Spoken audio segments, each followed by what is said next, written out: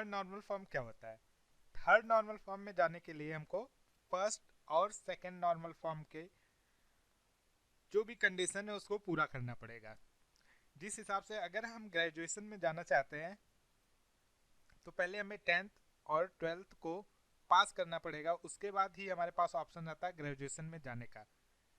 ठीक उसी हिसाब से थर्ड नॉर्मल फॉर्म की कंडीशन चेक करने के लिए पहले हमें ये चेक करना पड़ेगा कि हमारी टेबल फर्स्ट नॉर्मल फॉर्म और सेकंड नॉर्मल फॉर्म के अंदर है कि नहीं है। ठीक है, तो ये बेसिकली दो कंडीशन फॉलो करती है। पहली कंडीशन क्या है, सेकंड नॉर्मल फॉर्म में होना चाहिए। ठीक है, कोई चीज सेकंड नॉर्मल फॉर्म में तभी होगी जब वो फर्स्ट नॉर्मल फॉर्म में हो। ठीक, सेकंड कंडीशन है every non-prime attribute of R is non-transitively dependent of every key of R। ठीक है, यहाँ पे दो क्वेश्चन अराइव होता है। फर्स्ट, नॉन प्राइम एट्रीब्यूट क्या होता है, सेकंड, नॉन ट्रांजिस्टिवली डिपेंडेंसी क्या होता है। ठीक है, इसके पहले हमने पार्शियल डिपेंडेंसी पढ़ी थी और 2NF के अंदर, और फुल्ली डिपेंडेंसी भी पढ़ा था। अब हम देखते हैं नॉन ट्रांजिस्टिवली डिपेंडेंट क्या होता है। उससे पहले चेक करेंगे कि नॉन प्राइम एट्रीब्यूट क्या होता है। ठीक है, देखिए नॉन प्राइम एट्रीब्यूट को अगर हम सिंपल लैंग्वेज में एक लाइन में बोले तो सिंपल लैंग्वेज ये होगी कि कैंडिडेट की को छोड़ के जो भी आपके एट्रीब्यूट हैं वो सब नॉन प्राइम एट्रीब्यूट होते हैं। मतलब किसी टेबल के अंदर जो कैंडिडेट की होता है वो हमारा प्राइम एट्रीब्यूट होता है। ठीक है,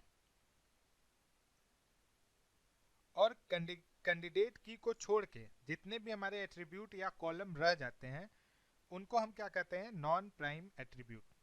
ठीक है, एग्जाम्पल एक देखते हैं।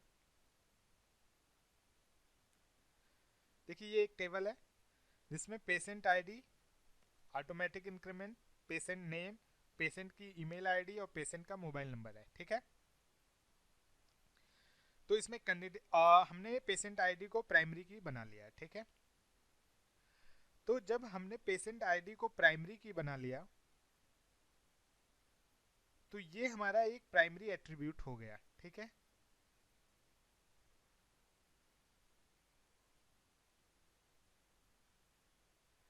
अब इसके अलावा जो बच रहे हैं हमारे पास क्या क्या, पेशेंट नेम,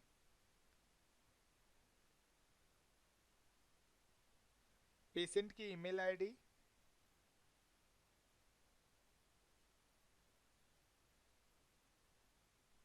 और पेशेंट का मोबाइल नंबर। देखिए दोस्तों, आपके दिमाग में क्वेश्चन आएगा कि पेशेंट का मोबाइल नंबर भी यूनिक होगा, पेशेंट की ईमेल आईडी भी यूनिक होगी, तो ये भी कैंडिडेट की के अंदर आ जाएगा। तो हम जस्ट एज्यूम करते हैं कि ये यूनिक नहीं है। ठीक है, नॉर्मली डेटाबेस में ये यूनिक होता है। हमने एग्जांपल थोड़ा सा मतलब कॉम्प्लेक्स ले लिया है, हम जस्ट एज्यूम करते हैं कि ये डेटा यूनिक नहीं है। तो जब पेशेंट का नेम, पेशेंट की ईमेल आईडी और पेशेंट का मोबाइल नंबर यूनिक नहीं है तो ये आपका कैंडिडेट की नहीं हो सकती। ठीक है, और जब ये कैंडिडेट की नहीं है तो ये क्या होंगे, नॉन प्राइम एट्रीब्यूट होंगे। ठीक है, एट्रीब्यूट कॉलम को ये कहते हैं नॉन प्राइम कॉलम या नॉन प्राइम एट्रीब्यूट। ठीक है, अब सेकंड क्वेश्चन अराइव होता है दिमाग में कि ठीक है, तो नॉन ट्रांजिस्टिवली डिपेंडेंसी क्या होता है, डिपेंडेंट क्या होता है। ठीक है, इसके पहले हमने partial dependent, partial dependent second NF, second normalization form में देखा था, वहां पे उसको हमने क्लियर भी किया था। ठीक है, अब ये पार्शियल डिपेंडेंट से थोड़ा सा अलग होता है नॉन ट्रांजिस्टिवली डिपेंडेंट।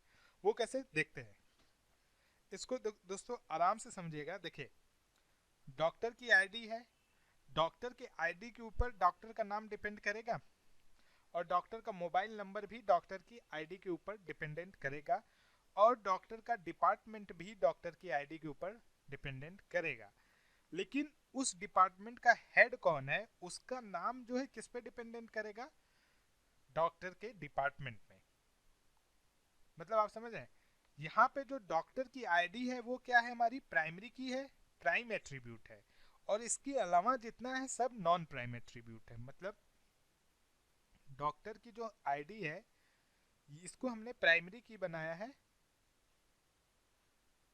और ये प्राइम एट्रीब्यूट है। ठीक है,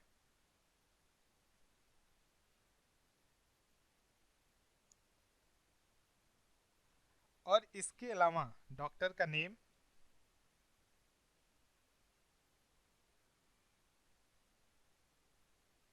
डॉक्टर का मोबाइल नंबर, डॉक्टर का डिपार्टमेंट और डॉक्टर का हेड, ये तीनों जो है हमारा क्या है, नॉन प्राइम एट्रीब्यूट है। ठीक है,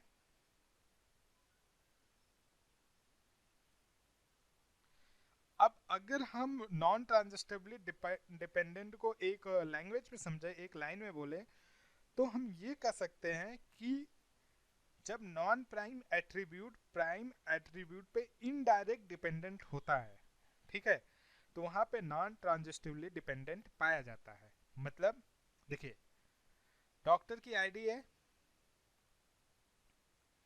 डॉक्टर की आईडी पे क्या डिपेंड कर रहा है, डॉक्टर का डिपार्टमेंट। ठीक है,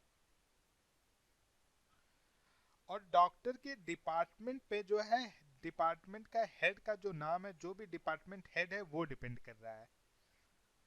तो ये डॉक्टर की आईडी पे डिपार्टमेंट का हेड डायरेक्ट नहीं डिपेंड कर रहा है, वो इनडायरेक्ट डिपेंड तो डॉक्टर की आईडी पे ही कर रहा है। हम डॉक्टर की आईडी से डिपार्टमेंट हेड का नाम पता कर सकते हैं, लेकिन इनडायरेक्ट डिपेंड कर रहा है। ठीक है, और डॉक्टर की आईडी हमारी क्या है, प्राइम की है, और डिपार्टमेंट का हेड क्या है, नॉन प्राइम की। ठीक है, तो जब कोई नॉन प्राइम की प्राइम की पे इनडायरेक्ट डिपेंड करता है, तो वहां पे नॉन ट्रांजिस्टिवली डिपेंडेंट पाया जाता है। ठीक है,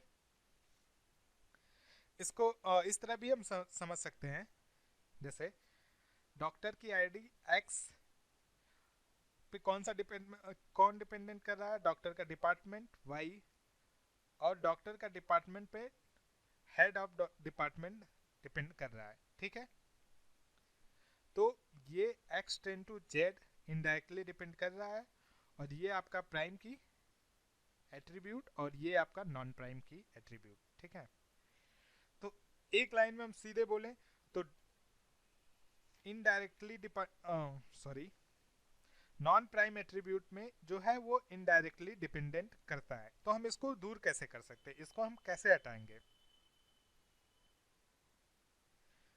तो ये टेबल तो ये हो गया कि अब ये टेबल थर्ड नॉर्मल फॉर्म में नहीं है, क्योंकि यहाँ पे जो है आपका जो है नॉन ट्रांजिस्टिवली डिपेंडेंट है। ठीक है, तो इसको दूर करने के लिए हम टेबल को डीकम्पोज करेंगे।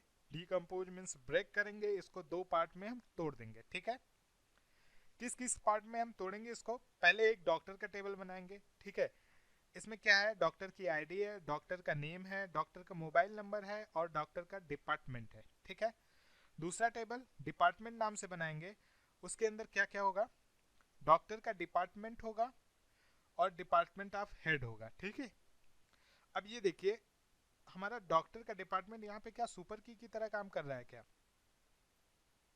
बिल्कुल हाँ, कर रहा है। ठीक है, अब देखते हैं, देखिए डिपार्टमेंट का हेड जो है वो डायरेक्टली डिपेंडेंट करेगा किस पे, डॉक्टर के डिपार्टमेंट पे। ठीक है, और यहाँ पे जो हमारे नॉन प्राइम एट्रीब्यूट हैं, डॉक्टर का नेम, डॉक्टर का मोबाइल नंबर और डॉक्टर का डिपार्टमेंट, ये तीनों किस पे डिपेंड कर रहे हैं, आपके डॉक्टर आईडी पे। तो यहाँ पे क्या ट्रांजिस्टरली डिपेंडेंट आ रहा है? नहीं। तो अब जो हमारा ये है वो थर्ड नॉर्मल फॉर्म के अंदर है। ठीक है, अब क्वेश्चन आता है कि फोर्थ नॉर्मल फॉर्म क्या होती है। फोर्थ नॉर्मल फॉर्म हम नेक्स्ट वीडियो में पढ़ेंगे। अगर आपको हमारा वीडियो पसंद आया तो लाइक, कमेंट और शेयर जरूर करें। थैंक यू दोस्तों।